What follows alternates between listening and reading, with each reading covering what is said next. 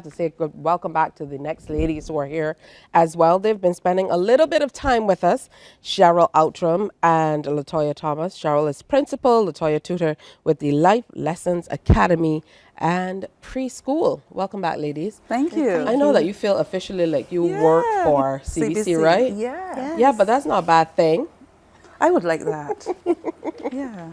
Yeah, good stuff. So we've been talking over the last few weeks about, and it started out as 14 tips for successful learning.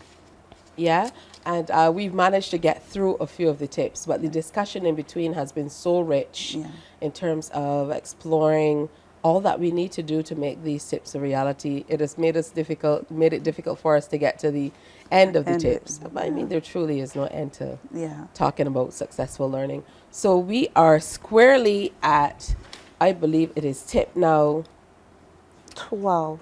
Are we at number 12?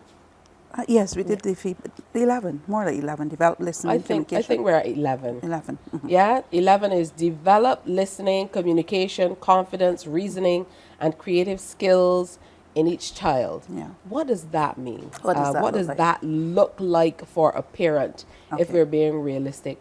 Okay, so today I am going to develop listening, communication, confidence, reasoning, and creative skills in my child. Okay, so let me give you a picture of what it looked like for me. I attended Westbury Primary, and at Westbury Primary at that time you had Mrs. Mandeville, Miss Dawson, and my teacher. The one that really stuck out was Miss Beverly Allen and Miss St. Hill. And at that time we were able to do so many things in the classroom. For example, I was taught pottery at primary school. I think Miss Allen literally connected with somebody who was into pottery, bought whatever in the classroom, and we made clay pots. I was taught how to do embroidery. I remember there's that cloth, can't remember the name right now, but it's like a off-white material with little specks of dust, like looking like black pepper on it. And she brought that in, and she brought in some press-on patterns. And she brought an iron and an iron board into the classroom. We had to press on the pattern, and then the scheme thread. We were able then to sew these little flowers. Each child had a pillowcase. Then there were things like macrame. One of the first things I did for money, to make money as an adult, was to make macrame baskets. She taught us macrame, which will hold like plant pots and stuff like that. So the classroom was so rich. But not only that, at the time when I was at Westbury, I was there with Don Lisa Callender. And this is where CBC, holds that special place for me. Don Lisa Callender's father worked at CBC. And somehow they made a connection that allowed us, the students of Westbury for that year, to be on CBC, to present. So if you remember that, so every Independence Day, me and my picky hair and this little hat, Barbados, I tip my hat to you. You learn how to stand, hold your hands and all of that. And these were skills that I learned at school. And it is only as an adult that I realized how rich my primary school education was. It was a potpourri of learning. Learning was fun. I remember writing about it recently, and Mr. Burlew King on Facebook he was shocked at the amount of things we did at school. And I think Mrs. Beverly Allen, who was an art teacher, she was the person who did the art at Elara Court and stuff like that, the little handmade, all those decorations for the trees at Elara Court, for Christmas at Elara Court, all those things she made by hand. So she taught us how to take old tissue rolls and, make centerpieces, and how to make the tissue box holders. All of that I did at primary school. Yeah, necessity is the mother of all invention. Right? That most only takes us back to how we kind of utilized everything. Yes. The older people who would save all the jars and stuff like that and turn them into different things. What does this mean for you in terms of, as a mother, even before we start talking about as a teacher, to be able to teach your child in unconventional ways, rather, is what I think it's saying. Okay. For me as a mother, I would say that I would do different games with my daughter, like chess and checkers, and like, you know, to build that like thinking for her. And also I had up charts from when she was very young.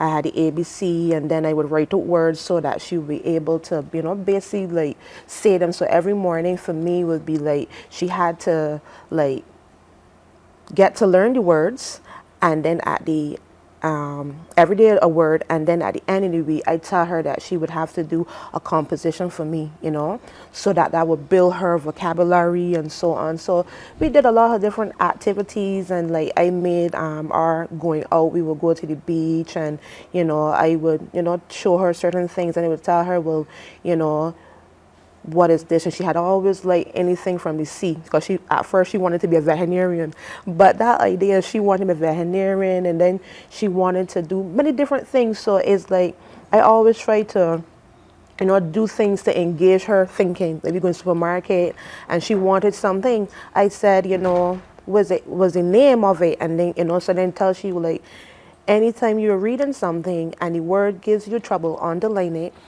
you know, get your dictionary and, you know, find the meaning. So it's like you will not have the basic, like, you know, and it's always, because when you search a word, there's so many different meanings there. So you would always have, so your compositions would be, you know, would be a little more spicy, you know. So I'd always try to engage her in certain different activities as well to help her. Yes. We don't think a lot of the times as these things as learning. Yes. But it certainly is a great way to be able to get our little ones to be able to express themselves. Yes. What about the ones who are not that expressive, the ones Right. who are kind of a little quieter? Because we know sometimes in the classroom that can Yes. be misread as Yes. children being rude. Yes. We see that a lot where a teacher might be asking a question, and because they don't answer right away, it seems as though they could be a little rude. That is a very So important could point. could be very challenging. How do you bring this out of your reserved child? The first thing is that, like I said, I am anxiously awaiting what the Ministry of Education will come with for the education reform. The first thing is assessment, understanding why the child is quiet, because there are different reasons. You have, first of all, the different personalities, and I find that these are areas that oftentimes teachers are not this is not at the forefront of our teaching system. You're thinking academics, we have a certain amount of work to get through by a certain time and so on. So analyzing and understanding each child, understanding, okay, this is a personality issue. This child might be introvert, this child is extroverted and so on. And therefore, if we understand that, we're not going to misdiagnose them. Secondly, you have issues like bipolarism. Some children in our system are bipolar. You have different things that come under mental illness that, you know, we traditionally just see mental illness as somebody who's who has a particular profile for the mental, right? But we don't see mental illness as a illness that would present in the classroom as a child being quiet and not necessarily being able to engage. So, for example, the person who struggles with bipolarism, do you have the switching in the moods? So that child in the classroom can manifest as a very quiet child. And oftentimes they're labeled as a shy child, and that's not necessarily so. That's not necessarily so. It is that they process differently and they communicate differently. You have children who are sponges. They sit and they absorb everything. And this is where the listening skill.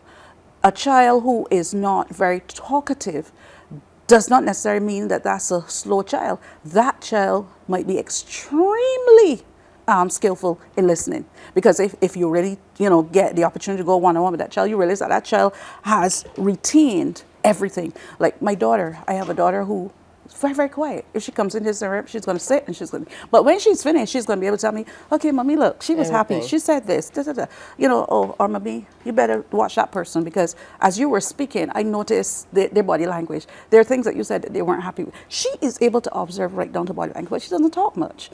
Well, she chooses when, where, and who. So I think that one, in terms of the classroom and in terms of that quiet and reserved child, it is important, first of all, to understand the why. And if you understand the why, then you don't label it as being rude. Again, you have children who, anxiety disorders.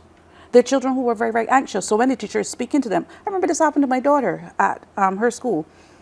The principal was questioning her.